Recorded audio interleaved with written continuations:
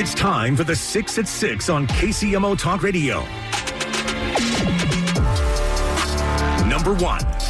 Top of the list this morning, a child under the age of 10 was killed yesterday morning after a vehicle struck her while she was riding her bicycle to school.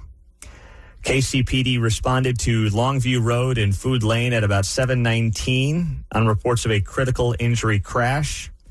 Preliminary investigation showed that a Ford Transit van was traveling north on Food Lane when it turned onto Longview at the intersection.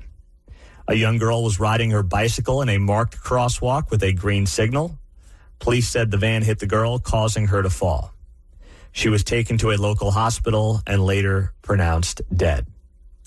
The Hickman Mills School District confirming in a statement that the girl was at an Ingalls Elementary School on her way there that morning and tragically lost her life.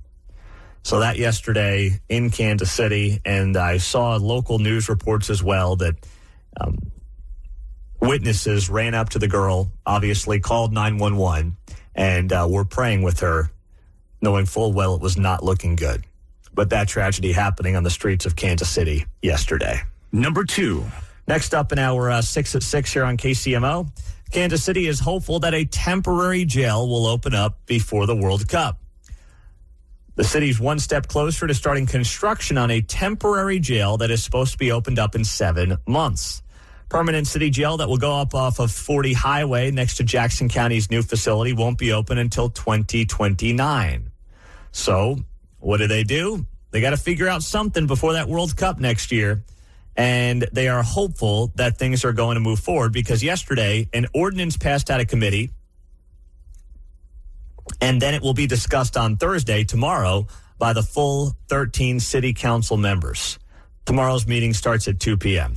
If the city approves the ordinance, construction could start in December of this year, and the jail could be opened up by May with World Cup matches starting the following month. Here's a thought. If you have the money and time for a temporary jail, can you just leave it up till the new jail is built in 2029? Why are we trying to make Kansas City a safer place only when people from other parts of the world are coming to town? Why not try to make Kansas City a safer place for Kansas Cityans today? There's a novel concept, right? Unbelievable. Number 3. 6 at 6 continues. This news yesterday. Lance Shockley was executed by lethal injection Tuesday for the 2005 murder of a Missouri State Highway Patrol Sergeant, Carl Graham Jr. Missouri Governor Mike Kehoe denied clemency on Monday, saying the killing of a state trooper investigating Shockley's criminal actions was an attack not only on a dedicated law enforcement officer, but on the rule of law itself. Shockley, 48 years old, was pronounced dead last night shortly before 6:15 p.m. He was convicted of first-degree murder for ambushing Sergeant Graham outside of his home in Carter County. Prosecutors said that Shockley shot Graham from behind, paralyzing him before firing again in the face and the shoulder. Minutes before his execution yesterday, the U.S. Supreme Court denied a stay of execution. Number 4. Moving along in the 6 at 6, there was a redistricting meeting last night. More than 200 Kansans gathered at the Powell Community Center to discuss Republican state lawmakers looking into redrawing the Kansas congressional map. The event was put on by the advocacy organization Kansas Coalition for Common Sense. So this comes one day after Kansas lawmakers met on Monday to approve legislative budgets heading into next year's session. And they are, yes, going to consider a possible special session coming up later this year to redistrict and potentially squeeze out Sharice Davids in the 3rd district here in Johnson County. So that is something that is being considered. It is potentially on the table. And there was a big meeting last night. Johnson County residents voicing their concerns. Of course, she is the only Democrat representing Kansas in Congress. There's no doubt about it. It is gerrymandering. I've made that very clear. Same thing happened in Missouri. It was gerrymandering. It would be gerrymandering if they do this in the state of Kansas as well. No one can convince you otherwise. I mean, I guess someone could try, but no one's going to convince me otherwise. We know what it is. But once again, the game is being played by the right that the left has played for a long time. So if you want to have a conversation about some of these other blue states that have 1 or 0 members in the House of Representatives for the Republican Party, we can have that conversation. But there really isn't a leg to stand on when you look at some of these maps and their makeups nationally in some of the bluest states in the country. But yes, it would be gerrymandering in Kansas. There's no doubt about it.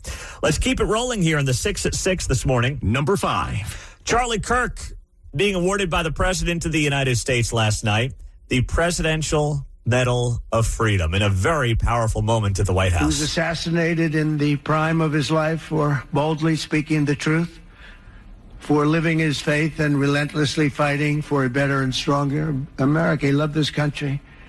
And that's why this afternoon it's my privilege to posthumously award Charles James Kirk, our nation's highest civilian honor, the Presidential Medal of Freedom. Thank you.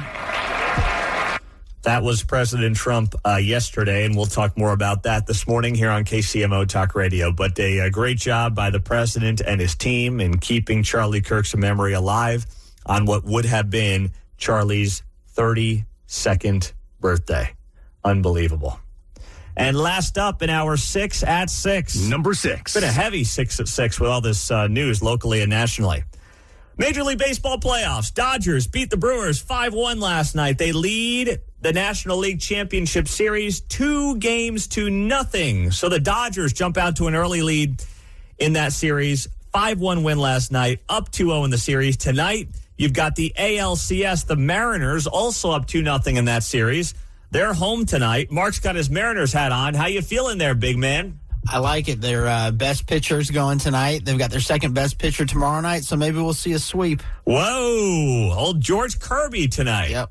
Wow. That's great, man. Well, we'll see.